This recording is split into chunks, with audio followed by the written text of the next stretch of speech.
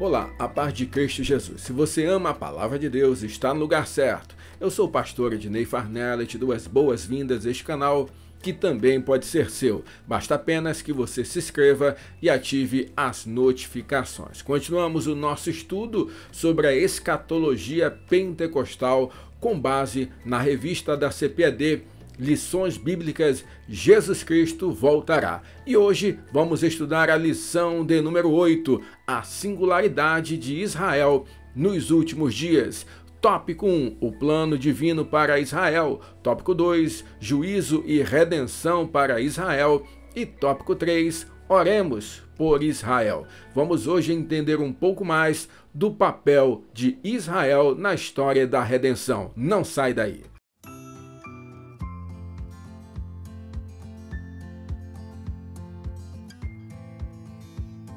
Chegamos em mais uma aula e hoje vamos conversar sobre o papel de Israel.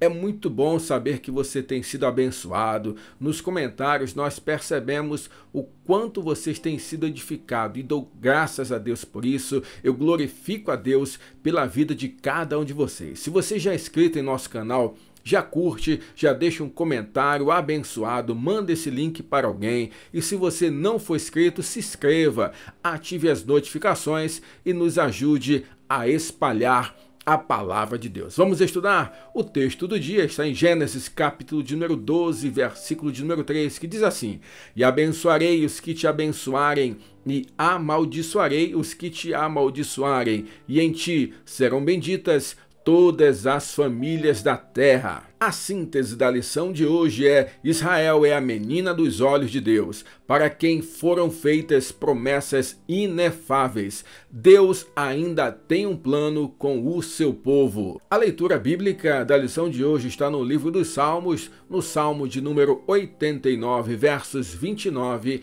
até o 34. E conservarei para sempre a sua descendência e o seu trono como os dias do céu.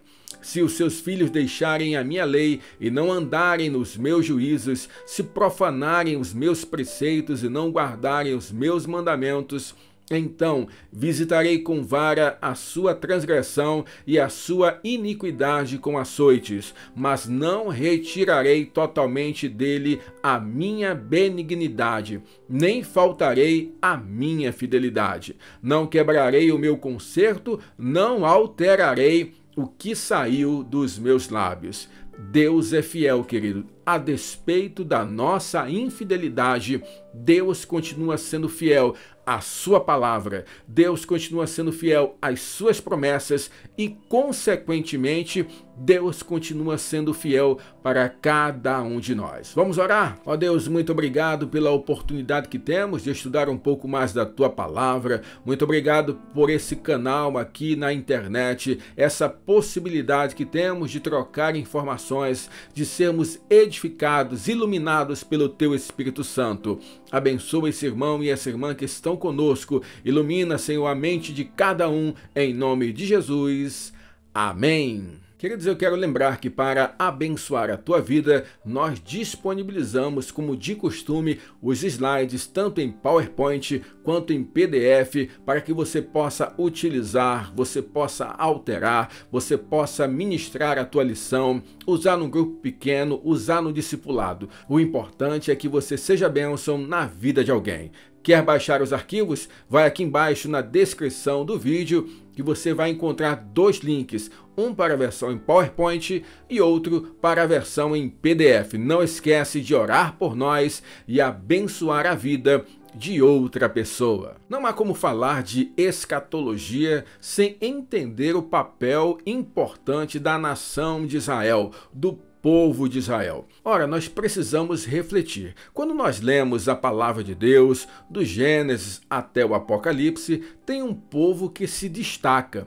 Tem um povo especial nessa narrativa. E esse é o povo judeu, é o povo de Israel, que inicialmente não foi descrito na Bíblia como judeu e nem como povo de Israel, e sim como povo hebreu. E hoje nós vamos entender um pouco dessa trajetória, dessas promessas feitas para Israel, o contexto histórico proeminente de Israel e o seu papel na escatologia pentecostal. Então hoje vamos nos debruçar sobre isso. Vamos lá? Vamos nos aprofundar um pouco mais? Tópico de número 1, o plano divino para Israel. Subtópico 1, um povo escolhido. Aqui é importante frisar, queridos, como nós já falamos outras vezes aqui, tudo que o cristão percebe, tudo que o cristão sente, tudo que o cristão ouve deve ser absorvido por meio daquilo que chamamos de cosmovisão cristã. Para o cristão, tudo faz parte do plano de Deus. E a cosmovisão cristã mostra o plano de Deus em algumas frentes. Primeiro, criação, depois queda, depois restauração e depois consumação. E nós precisamos destacar que Deus não é pego de surpresa. Não há plano B para Deus. Quando nós lemos Apocalipse no capítulo de número 13, especificamente no versículo de número 8, nós percebemos que todos os povos se renderão ao anticristo, se renderão à governança e à idolatria ao anticristo, com exceção daqueles que possuem um nome escrito no livro da vida do Cordeiro, e aí é importante, que foi morto desde a fundação do mundo. Em outras traduções, que foi morto antes da fundação do mundo. Então, tudo começa com o plano de Deus. E antes de o Senhor Deus criar os céus e a terra, lá em Gênesis, capítulo de número 1, Bereshit bara Elohim, no princípio criou Deus. Deus cria todas as coisas, mas mesmo antes da criação, o Cordeiro de Deus, que tira o pecado do mundo, já havia sido morto. Ou seja, já era plano de Deus a restauração de toda a humanidade. Deus cria o mundo, nós vemos isso, Gênesis capítulo de número 1, Gênesis capítulo de número 2, nós temos o detalhamento da criação, Gênesis 3, nós temos o pecado, a queda do homem. Gênesis 3,15, nós temos aquilo que é chamado de proto-evangelho, a grande palavra da promessa declarada a Eva no Jardim do Éden com respeito à semente que haveria de vir por meio da mulher, já apontando para Jesus Cristo, já apontando para aquele que derrotaria a serpente, que é Satanás, conforme aponta também e resgata o tema no livro de Apocalipse. Então, o plano de Deus, o plano da promessa de Deus, consistia em uma semente. Primeiro, essa semente viria a partir da mulher, a partir de Eva. No entanto, a história foi percorrendo, Deus continuou a sua promessa, Deus continuou com o seu plano. Nós tivemos outras duas quedas do homem. A segunda queda do homem foi no período de Noé, que eles não acreditaram na palavra do homem de Deus, não se arrependeram e por isso tiveram enquanto juízo o dilúvio que destruiu todos, exceto a família de Noé. Mais uma vez a terra é povoada e com o passar do tempo nós vemos um novo juízo de Deus para a humanidade.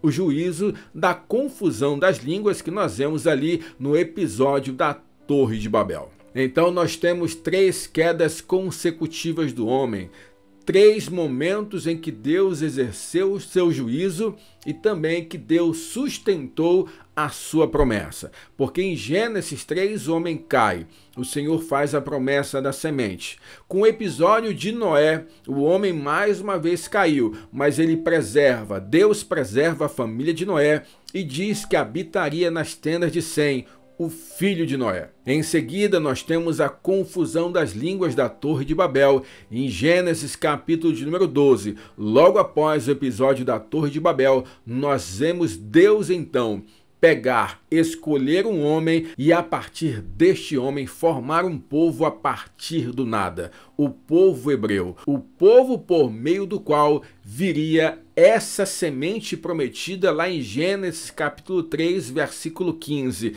Jesus Cristo. Este Messias, o Messias prometido, viria do povo que Deus decidiu forjar a partir do nada. Deus chama Abraão, sai da tua terra, do meio da tua parentela para o lugar em que eu vou te mostrar. Abraão atende o chamado pelos olhos da fé, atende esse chamado de Deus, a sua vocação. Deus estabelece com Abraão uma promessa. Em Gênesis 12:2, e far-te-ei uma grande nação, e abençoar-te-ei, e engrandecerei o teu nome, e tu serás uma bênção. E nós percebemos claramente que isso acontece. E mais uma vez, a despeito da infidelidade do homem, a despeito das impossibilidades humanas, porque Deus faz um grande povo a partir de Abraão, mesmo todos os 3 patriarcas sofrerem com a questão da infertilidade das suas amadas mulheres. Nós percebemos isso com Abraão e Sara, nós percebemos isso com Isaac e Rebeca, e nós percebemos isso também na vida do 3º patriarca Jacó. A despeito das impossibilidades, a despeito de toda uma situação que afligiu o homem, Deus se manteve fiel às suas promessas. E nós percebemos que o Senhor é fiel quando nós hoje olhamos o nosso mapa geográfico e nós percebemos ainda plantado ali na Palestina a nação de Israel. Aquele povo está de pé por causa de uma promessa de Deus. O Messias prometido veio por meio deste povo, sim. Todas as nações foram abençoadas por causa do povo de Israel. Não por causa da nação em si, mas porque Jesus Cristo veio por meio daquela nação. E é por causa dessa promessa que aquela nação está de pé e Deus ainda há de tratar com aquele povo. Subtópico número 2, um povo com propósito. Gênesis 12:3, Deus continua a sua promessa, agora tirando do aspecto individual de Abraão e trazendo para a nação. E abençoarei os que te abençoarem e amaldiçoarei os que te amaldiçoarem, e em ti serão benditas todas as famílias da terra. Ou seja, o plano de Deus passava por Israel, mas não ficava em Israel.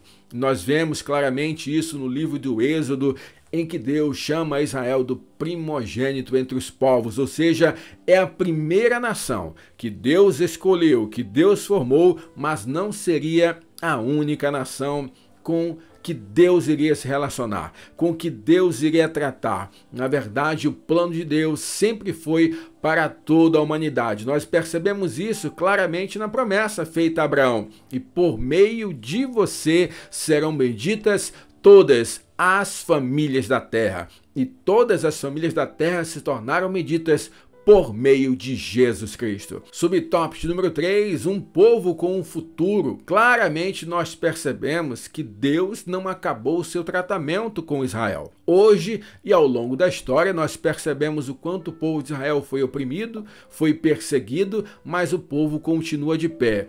Há uma promessa para aquele povo. Aquele povo, naquele lugar, está sob a promessa de Deus. É óbvio que as pessoas que estão ali naquele lugar hoje, em sua grande maioria, não receberam a Jesus como Messias prometido. E aqueles que receberam foram enxertados nessa promessa.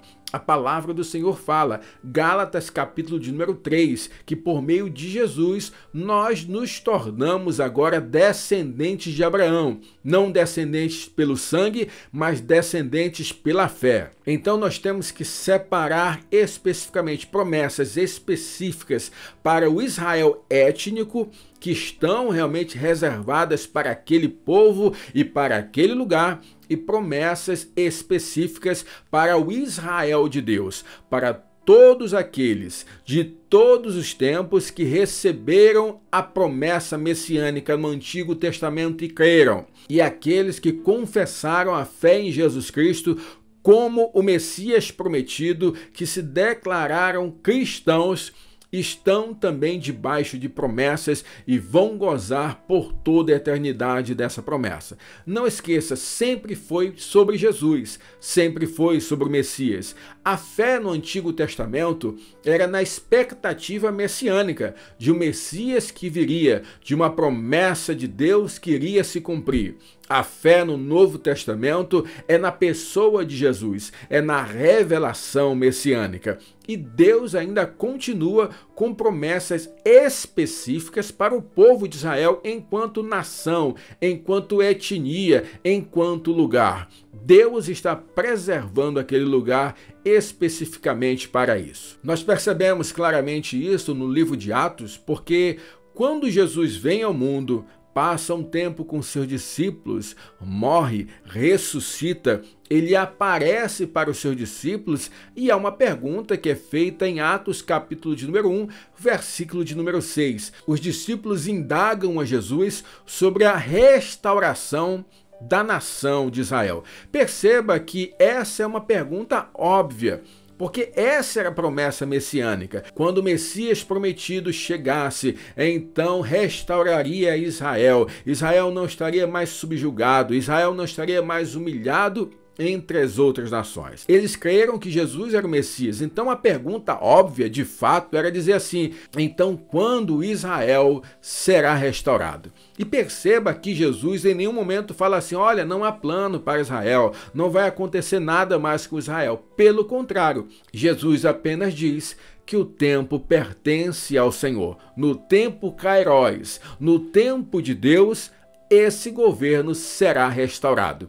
E nós sabemos que isso acontecerá no reino milenar de Jesus, após a volta do Senhor em poder e grande glória, a derrota do anticristo, do falso profeta, que serão lançados no lago de fogo. Então haverá o governo milenar do Messias sendo feito da nação de Israel, daquele lugar, daquela posição geográfica, governando todas as nações no período de paz, tranquilidade durante o governo milenar do Senhor com a sua igreja e a nação de Israel, aqueles que confessaram a Jesus como o Messias prometido. Portanto, é o já e ainda não. Nós já somos o Israel de Deus, sim, mas ainda não foi restaurado o governo de Israel aqui na terra. Isso acontecerá no governo milenar de Jesus Cristo. Pense comigo por qual motivo Israel sempre foi e ainda é odiado por tantos países. Um ponto importante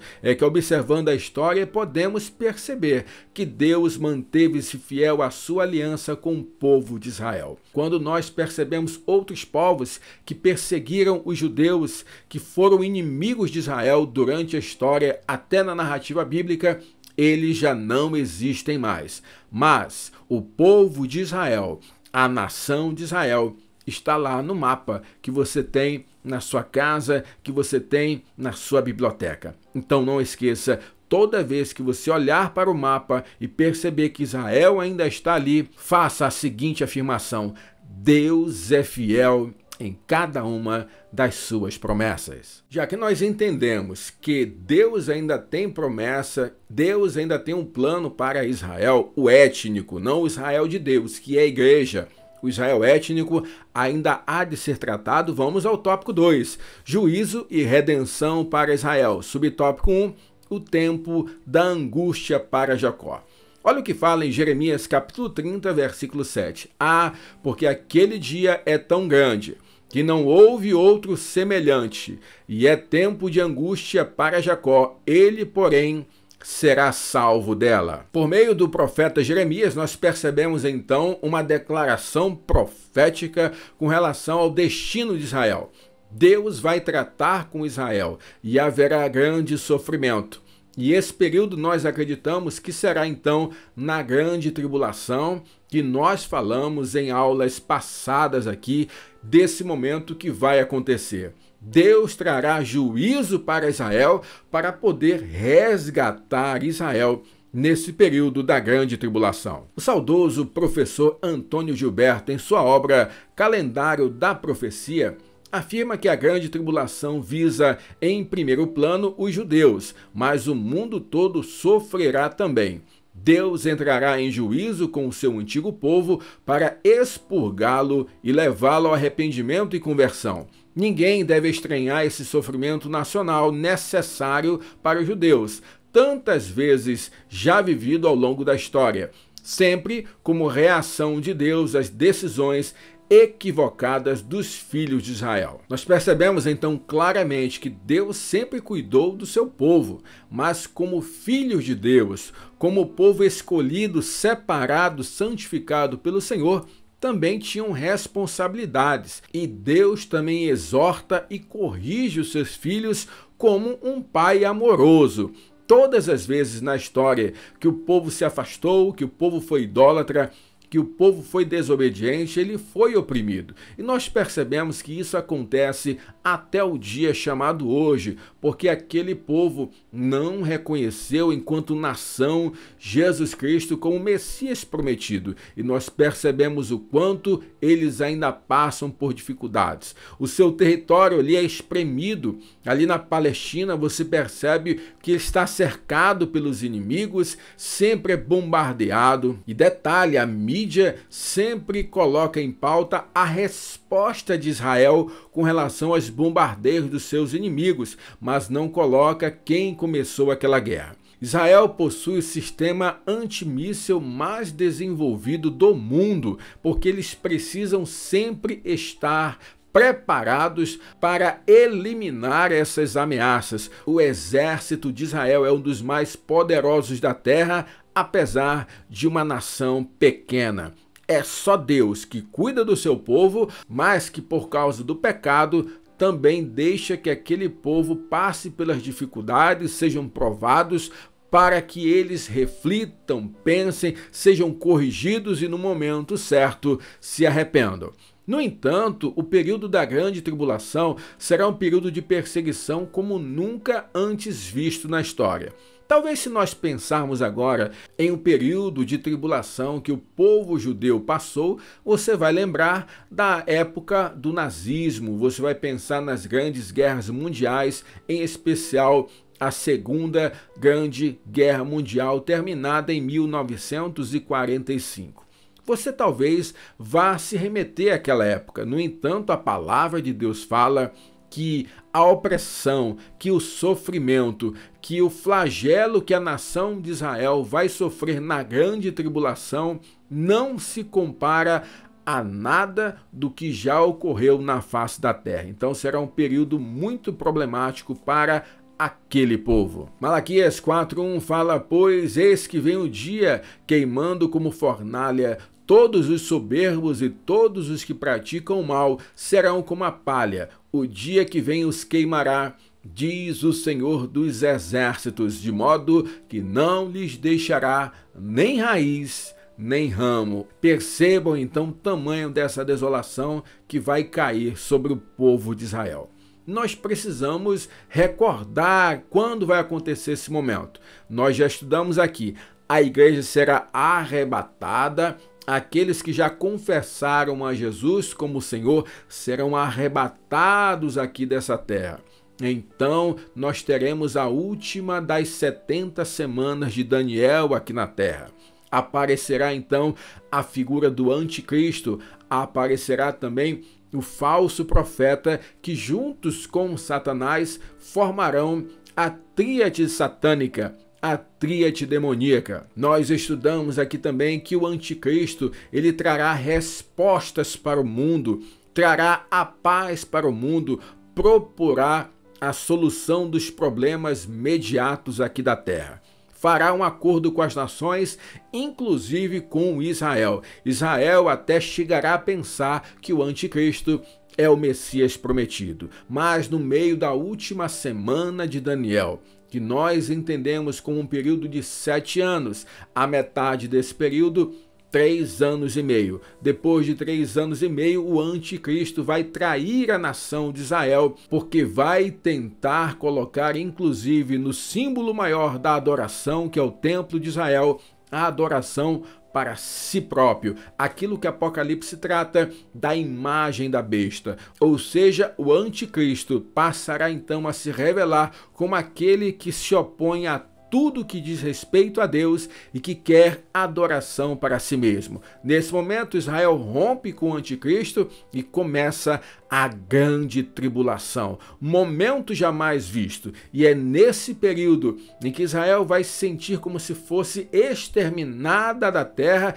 que irá clamar: a Jesus, reconhecendo o Mestre como Messias prometido, e Jesus então voltará em poder e grande glória com a sua igreja, para então a grande vitória. As nações, todos aqueles que estiverem alinhados com o anticristo, estarão cercando a nação de Israel.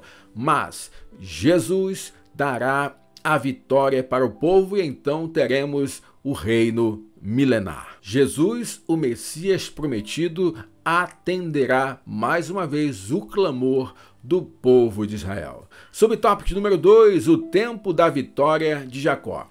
Zacarias capítulo 14, versículo 4 diz assim: naquele dia os seus pés estarão sobre o Monte das Oliveiras, que está em frente de Jerusalém para o leste. O Monte das Oliveiras será fendido pelo meio do leste ao oeste, formando um grande vale. Metade do monte se afastará para o norte e a outra metade para o sul. Então, quando houver esse clamor de Israel pelo Messias prometido, Jesus descerá e a aparição dele se dará ali no Monte das Oliveiras, e é dali que o Senhor orquestrará a grande vitória de Israel. As Escrituras afirmam que todas as nações vão se unir para pelejarem contra Israel. A cidade será tomada e as casas serão saqueadas e destruídas. Contudo, haverá um tempo de glória e restauração para Jerusalém, e isso acontecerá no reino milenar.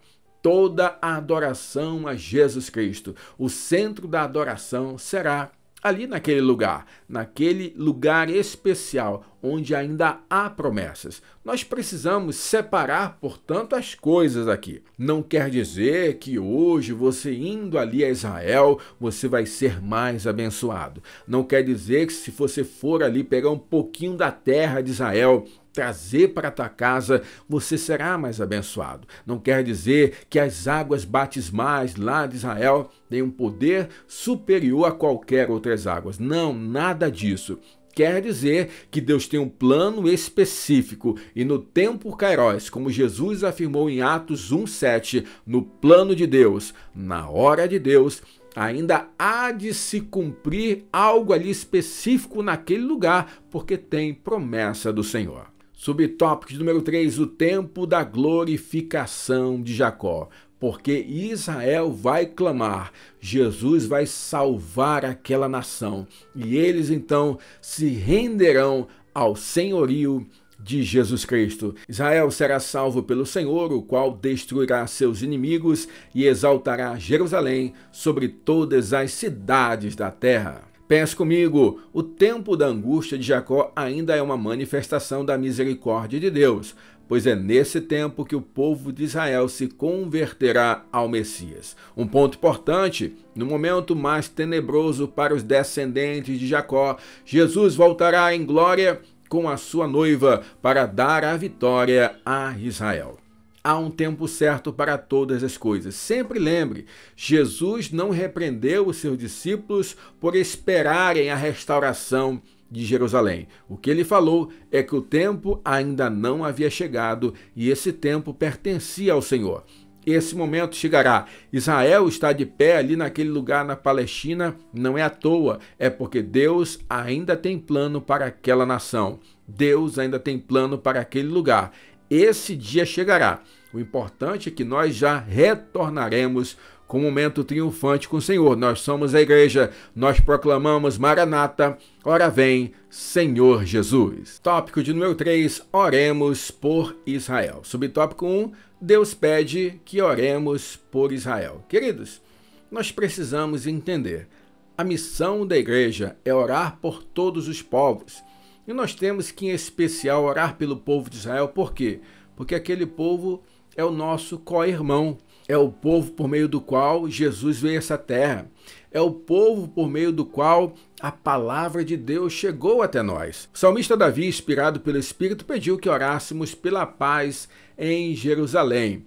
Em Jerusalém, o Senhor Jesus, ao ver a cidade, chorou e disse, em Lucas 19:42, se tu conhecesses também, ao menos neste teu dia, o que a tua paz pertence. Nós temos que ter compaixão por aquele povo, porque aquele povo, apesar de ter sido portador da mensagem original, não aceitou Jesus como Messias prometido. E por causa disso, aquele povo vai sofrer. E por causa disso, aquele povo vai enfrentar a grande tribulação. Então, nós temos que orar sim, orar pela paz naquele lugar, orar para que vidas sejam salvas e não esquecer, sempre que tivermos oportunidade, pregar para um judeu. Subtópico 2, Jesus pede para que oremos por Israel. No sermão profético, Jesus pediu oração para que a fuga dos judeus às vésperas da batalha do Armagedon não acontecesse na estação do inverno e que esse dia específico não fosse um sábado. Então, é da vontade de Deus que realmente oremos por Israel, oremos pelas nações. Agora, não adianta sermos enganados. Nós precisamos orar para que um número maior de pessoas se converta, um número maior de pessoas seja alcançado.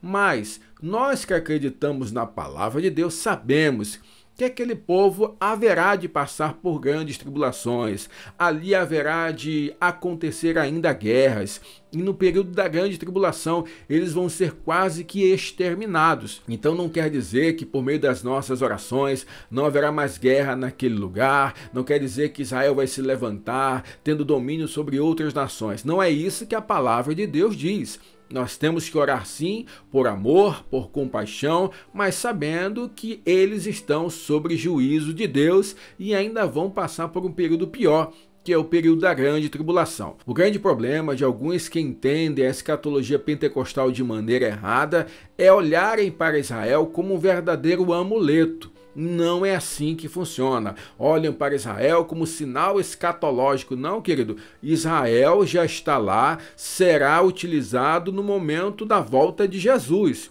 Os sinais escatológicos já foram dados e são universais. Guerras, questões ambientais, questões humanas, a maldade do homem.